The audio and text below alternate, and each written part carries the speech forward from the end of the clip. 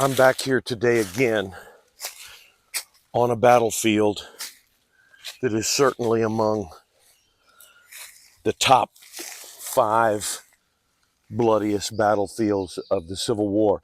Thousands of Americans were killed here during the Battle of Cold Harbor. Just behind the camera, there's a swamp and then a steep hill. And that's where Union troops were ordered to slog their way through that swamp and then charge uphill directly into deadly Confederate fire from soldiers who were well entrenched, right where I'm sitting.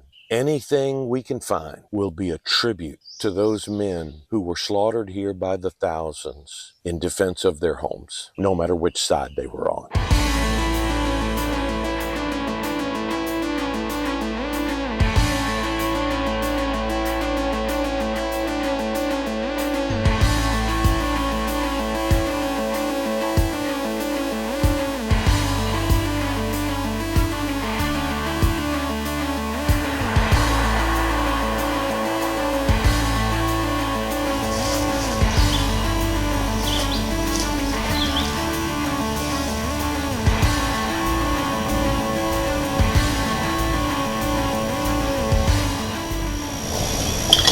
Okay, this is very, very encouraging.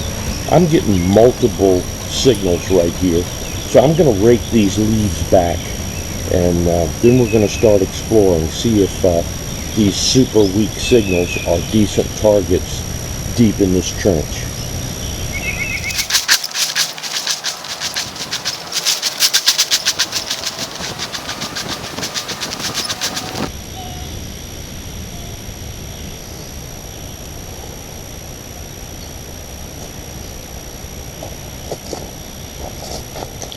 Okay, there's a good sign that the first target of the day is a percussion cap. I think we're going to dig here a while and see what else is down there. Alright, as you can see, I'm digging some test holes here. Got lots of signals, but pulled out a bunch of 38 and 45 modern brass casings. But I got a good signal now that I've gotten past the brass casings.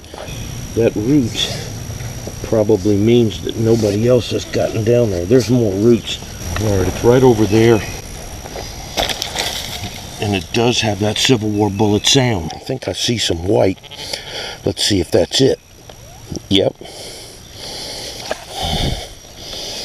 Okay. There's our first Civil War target of the day. We got there by digging up the brass casings and getting them out of the way. But boy, isn't she impacted. The boy that fired that was coming up this steep hill here, charging into these trenches. It's very important that I leave these trenches the way I found them. I'll be putting everything back to the best of my ability. But right there tells me, okay, I'm in a good place. Alright, whatever it is in my hand. Oh, there's another one. Okay, so still fooling me. I mean, most of these I can tell that it's modern brass, but that one fooled me. That's a big old 45 caliber brass.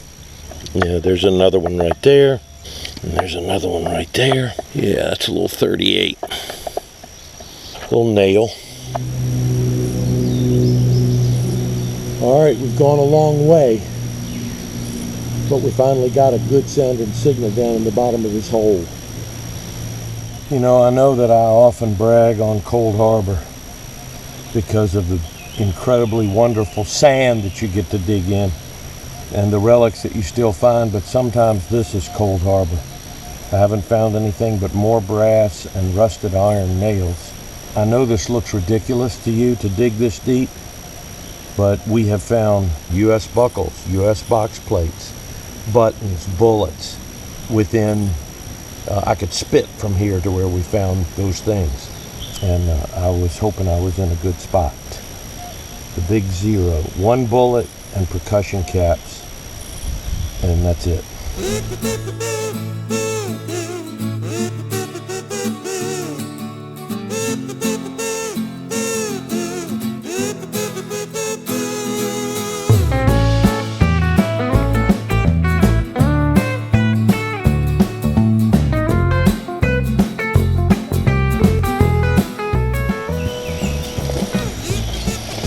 Okay, I've moved to a new spot with whisper signals in it, and I got something right here. All right, there it is. See white right there.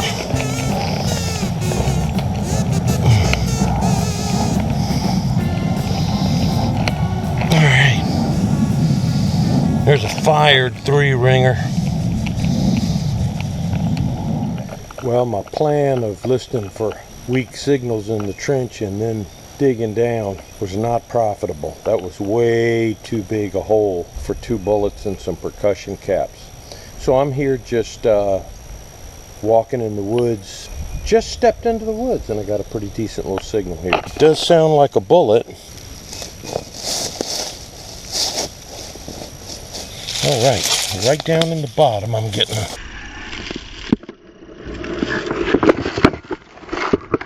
Is that a Civil War bullet? It feels like one. No. I don't know what that is. All right, we've moved about 10 feet. And that's a good sounding signal too. Now it doesn't sound like a Civil War bullet, but it sounds old. Right there. I don't know.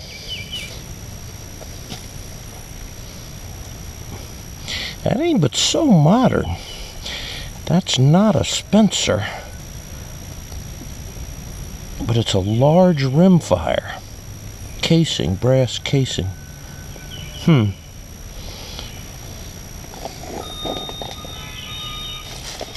Sounds like a deep bullet to me.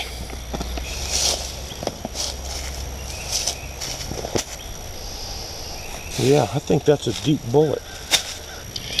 Right beside some, no, that's Virginia Creeper. That's not poison ivy. But that is poison ivy. Still a good bit deeper. Oh yeah, looky there. I thought that was a deep bullet.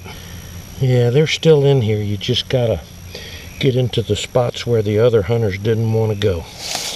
And I'm suspicious that this is iron.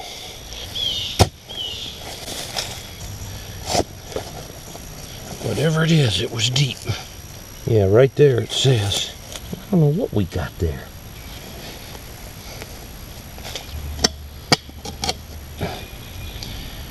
What is that? Look at that. That's just a piece of chain. I have disturbed some great big angry red ants. I'll try to not get stung by red ants. I think I see a bullet. It looks like a bullet. Yeah, boy, you talk about high impact. Look at that. Man, that dude just flattened right out when it hit whatever it hit. Oof. Okay, this signal doesn't particularly excite me. So I've said before, every hole is an education.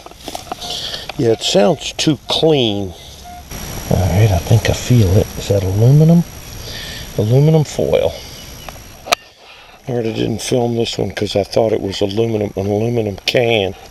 And wasn't expecting to dig a claw hammer.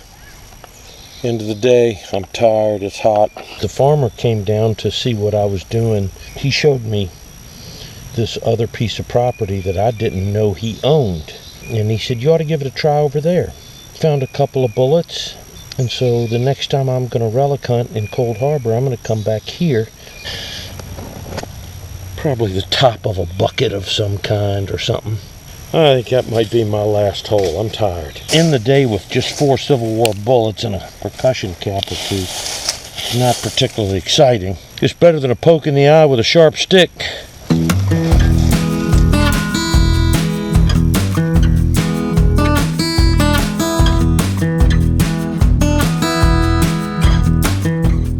Well, it happens to everybody who's ever relic hunted. You get up in the morning with good intentions and high hopes, maybe for a new permission you just got, or maybe it's for a place that you've hunted many times before and always had pretty good luck, and you get out there and you find out it's not your day. You hunt and you hunt and you hunt, and you can't find very much. That happened to me today. I was excited about today. I knew where I wanted to go and what I wanted to do, hit those trenches, listen for those ghost signals, but I found 2 bullets before lunch and 2 bullets after lunch. And do you know, like a fool, I relic hunted until 5:30 that evening.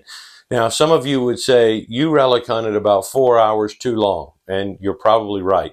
But something happened to me years ago that really messed me up. I was relic hunting on the Adams farm in Cold Harbor, and I was hunting with my buddy David, and Mud Duck was with me. And we were excited to be there. We had all day to hunt. And I remember Mud Duck did really well. I think he found part of a brass Civil War bugle, had a bunch of bullets and some other odds and ends, might have even found a piece of a ramrod that day.